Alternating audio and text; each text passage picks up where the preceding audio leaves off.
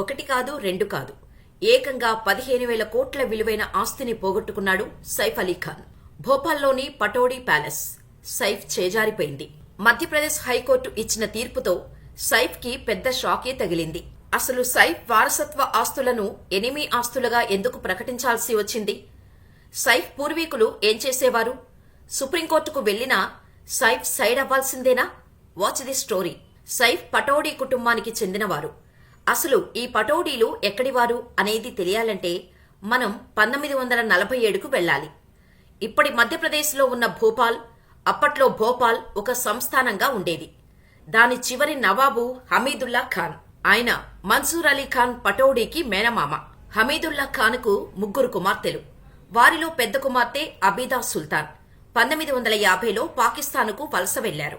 రెండవ కుమార్తె సాజీదా సుల్తాన్ భారతదేశంలోనే ఉండి సైఫ్ అలీ ఖాన్ తాత నవాబ్ ఇఫ్తిఖార్ అలీ ఖాన్ పటౌడీని వివాహం చేసుకున్నారు. అలా సాజిదా సుల్తాన్ ఆస్తులకు చట్టబద్దమైన వారసురాలిగా మారారు. అయితే అబీదా సుల్తాన్ పాకిస్తాన్కు వెళ్లటంతో కేంద్ర ప్రభుత్వం ఆమె వాటాను శత్రు ఆస్తిగా అంటే ఎనిమీ ప్రాపర్టీ కింద డిక్లేర్ చేసింది. 2015లో ముంబైకు చెందిన ఎనిమీ ప్రాపర్టీ కస్టోడియన్ కార్యాలయం భోపాల్ నవాబ్ భూమిని ప్రభుత్వ ఆస్తిగా ప్రకటించింది.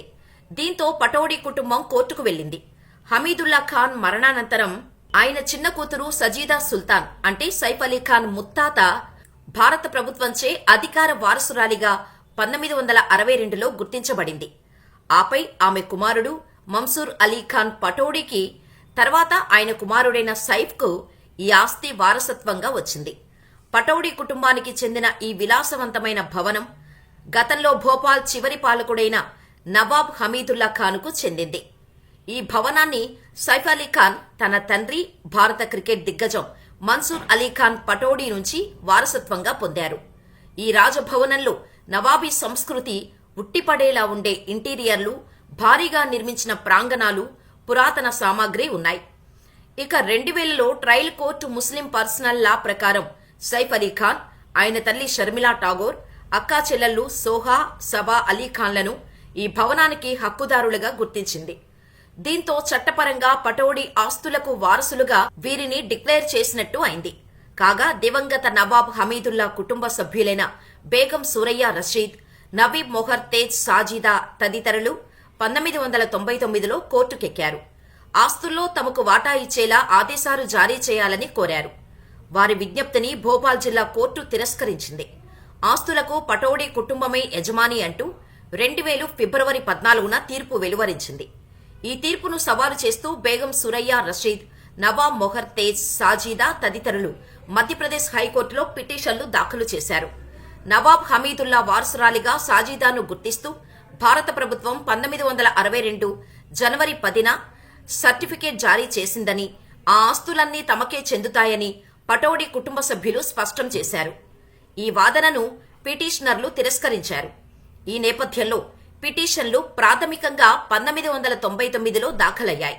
కాబట్టి మళ్లీ విచారణ జరపాలని హైకోర్టు ధర్మాసనం తేల్చి చెప్పింది. అయితే భారత ప్రభుత్వం ఎనిమీ ప్రాపర్టీ యాక్ట్ ప్రకారం ఆ ఆస్తిని శత్రు సంపత్తిగా గుర్తించింది. ఈ చట్టం ప్రకారం భారత విభజన సమయంలో లేదా ఆ తర్వాత పాకిస్తాన్ వెళ్లిన వ్యక్తులు భారత పౌరసత్వాన్ని వదిలి వెళ్లినట్టయితే వారి ఆస్తులను భారత ప్రభుత్వం స్వాధీనం చేసుకునే హక్కు ఉంటుంది. అబీదా సుల్తాన్ భారత పౌరసత్వాన్ని వదిలి వెళ్లిన నేపథ్యంలో 2014లో ప్రభుత్వం ఈ భోపాల్ రాజభవనాన్ని శత్రు సంపత్తిగా ప్రకటించింది. ఇక 2024 డిసెంబర్లో మధ్యప్రదేశ్ హైకోర్టు తాత్కాలిక స్టేను ఎత్తివేసి సైఫ్ అలీ ఖాన్ పిటిషన్ను రిజెక్ట్ చేసింది. అప్పటి నుంచి కుటుంబానికి అప్పీల్ చేసుకునే అవకాశం ఉండగా వారు అప్పీలు దాఖలు చేయలేదు. అయితే హమీదుల్లాకు చట్టబద్ద వారసురాలు అబీదా మాత్రమే అని, ఆమె పాక్కు వలస వెళ్లినందువల్ల ఎనిమీ యాక్టు ప్రకారం ఆ ఆస్తులను కాందిశీకుల ఆస్తులుగా గుర్తిస్తున్నట్టు కస్టోడియన్ ఆఫ్ ఎనిమీ ప్రాపర్టీ కార్యాలయం 2015లో ప్రకటించింది. దీన్ని సవాలు చేస్తూ సైఫ్ కుటుంబ సభ్యులు మధ్యప్రదేశ్ హైకోర్టులో పిటిషన్ వేశారు. ఈ పిటిషన్ను హైకోర్టు కొట్టివేస్తూ పలు కీలక ఆదేశాలిచ్చింది. ఇలా ఈ వివాదం 2014లో మొదలైంది. Custodian of enemy property department notice నుండి వచ్చింది. ఇది పటౌడీ కుటుంబ ఆస్తులను ఎనిమీ ప్రాపర్టీ చట్టం పరిధిలోకి తీసుకువచ్చింది. వాటిని విదేశీ పౌరుడి ఆస్తులుగా ప్రభుత్వ నియంత్రణకు లోబడి ఉంటుందని ప్రకటించింది. ఇటీవల పరిణామాలలో మధ్యప్రదేశ్ హిప్ కోర్టు స్థానిక ట్రయల్ కోర్టు 25 ఏళ్ల నాటి తీర్పును రద్దు చేసి కేసును పూర్తిగా తిరిగి విచారించాలని ఆదేశించింది. కోర్టు తాజా ఆదేశం ప్రకారం ఈ విషయాన్ని ప్రారంభం నుండి పునఃపరిశీలించాలని, ట్రయల్ కోర్టుకు 1 సంవత్సరంలోపు విచారణను ముగించాలని ఆదేశాలు జారీ చేసింది.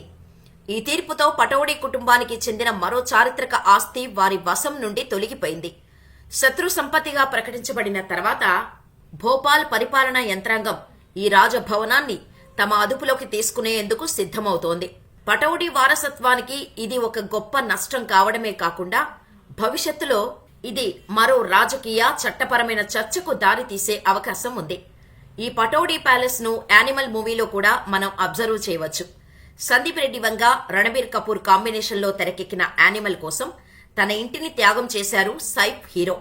యానిమల్లో రణబీర్ ఇల్లుగా చూపించిన ప్యాలెస్ మరేదో కాదు, Pataudi palace. House of Pataudi అనే పేరుతో ఇప్పటికే ఆ ప్యాలెస్ గురించి ఒక అడ్వర్టైజ్మెంట్ చేశాడు సైఫ్ అలీ ఖాన్. ఇందులో ఆ ప్యాలెస్ కు సంబంధించిన ఇంటీరియర్ తో మరెన్నో స్పెషాలిటీస్ చూపించారు సైఫ్ అలీ ఖాన్. సైఫ్ అలీ ఖాన్ తాత 1930లో ఈ పటౌడీ ప్యాలెస్ ను కట్టించారు. ఆయనే ఆ పటౌడీ సామ్రాజ్యానికి రాజు ఇఫ్తికార్ అలీ ఖాన్ పటౌడీ. ఈ ప్యాలెస్ విలువ దాదాపు 800 కోట్లు ఉంటుందని చెబుతారు. కొంతకాలం వరకు ఈ పటౌడీ ప్యాలెస్ బాధ్యత మొత్తం ఒక హోటల్ గ్రూప్ చేతిలో ఉందట.